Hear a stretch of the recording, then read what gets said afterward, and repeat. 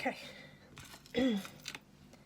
It's, what time is it? Oh, where's my book gone? So, it's late evening. So, literally, I've just had a session with a friend, client.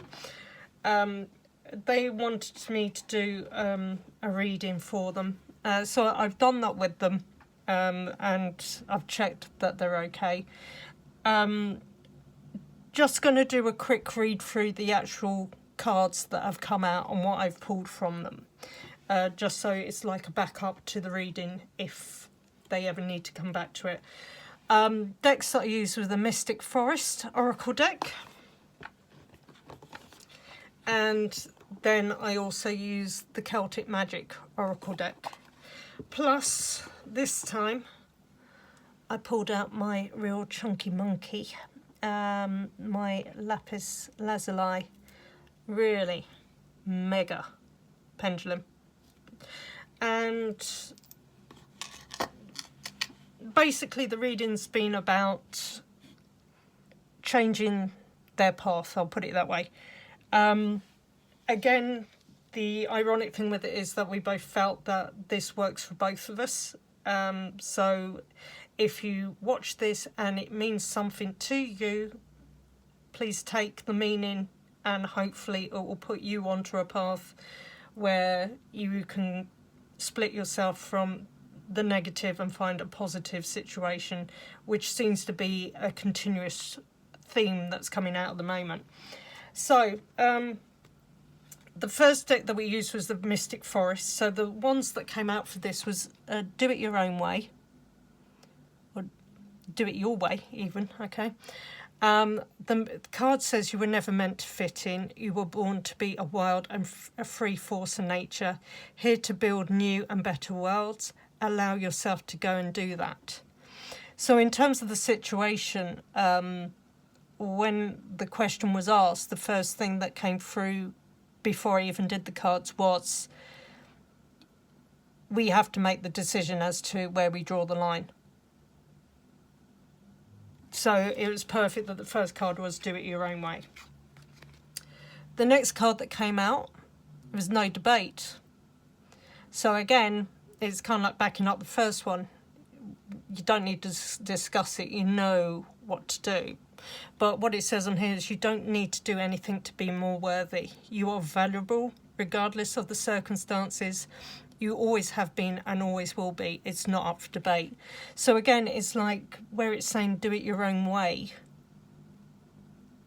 Again, you know what your worth is. Don't undervalue yourself or stop undervaluing yourself. Okay. Then the interesting one that came out was, well, what do you want? So it's time to make a decision. Okay. So if you react negatively to the success or joy of others, it's a sign that you want more for yourself. Don't hold yourself back. Expand your comfort zone. So again, the other thing with us was what both of us have. Sometimes what we can do is where we kind of like feel we're trapped in a negative situation, we've put ourselves there. There's a way out. The question is, do you want to stay there? The one person who's got to make the choice is going to be us. We've got to do it. We haven't got a choice. Well, we have. If you want to move on to something better, sometimes that is the only choice that you've got. And then, ironically, the last card that came out, which for some reason I really struggle with that word. I'm not even going to try and say it. I was getting completely tongue-tied, but you can read it. Make your life easier. Let's go with that one. So life is meant to be simple and easy. Don't let superficial energies distract you from your true essence. Simplicity and purity will lift your spirit. So at the end of the day, it's kind of like going, right, if you can do these steps so you can do it your way, make no debate about it, decide what you want, you're simplifying your life. Ooh. So once I had that, I've then pulled Celtic Magic Oracle deck cards. Now, ironically, all 3 cards fell out. Now, the Pendulum said these were the ones I was supposed to have. Didn't want to pick anything else. So they're backing up what was already coming out. So let's just twist that one, sorry. So the first thing we got was Sacred Flame. And ignite your passions, let your spirit burn bright. Now, the other thing that came out with this was that last time there was a situation, the suggestion I made was to pull together or write a letter on the situation, or, you know, whatever's going on, whatever's bringing you down, write it down. And then have a fire and burn it. And this was similar to the picture that she'd already put up. So again, it's almost saying, right, okay, you want to draw a line in the sand? Write it down, burn it. Fires destroy, but they also clear the energy. If you have a fire, throw some sage into it, Palo Santos, anything that's going to help to clear the energy that you want to get rid of. The other thing that came out is we're both doing astrology. It was lunar cycles. So, embrace embrace the phases of the moon. Each brings new insights. Now, again, what I was getting with this is that this is kind of like something that maybe we need to do, that we might pick up on the closer it gets to a full moon, that we're more empathic or we're more affected by other people's emotions. Is it a case that we need to know and jot down when we're affected so that we know when to step back? But also, in terms of lunar cycles, we've just had a very powerful full moon, and in a week's time we have the new moon, which is going to be even more powerful, and the astrology for the lineup is pretty intense again. And these are lineups that we probably will not ever see again in our lifetime. So the decision that we've kind of made is possibly on the new moon, we burn what we want to get rid of, so that we start with a brand new, a new script. Full moons are good at, they're good for releasing what you want to let go of. New moons are good for starting and setting new intentions. So by burning the old, on the new moon next Thursday, 20th, jot it down. It might be different in your part of the world. Have a check. Use that energy to clear what no longer serves you or what you no longer want to put up with.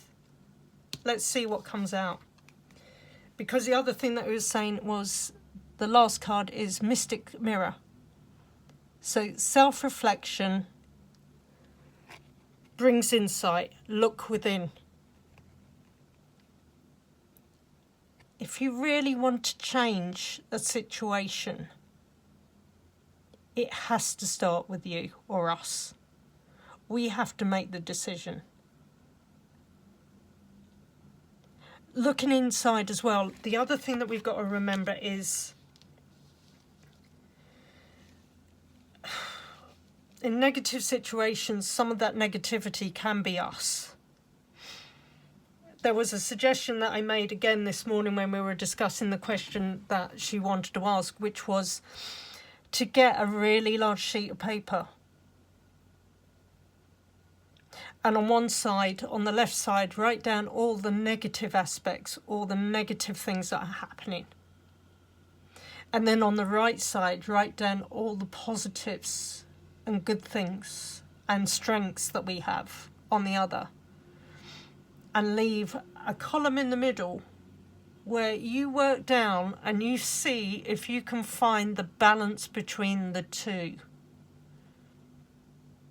Because if we can get out of those extreme sides and find the balance, then we will find the balance in ourselves. We can balance out the bits that we don't like. We can work on the reflection that we see. We can try and improve it by using different angles. So rather than seeing the hurt and the pain and the hateful side of things, maybe it will allow us to see a more empathic, kind side, or a place where we can actually be happy. So that was the reading that I've given.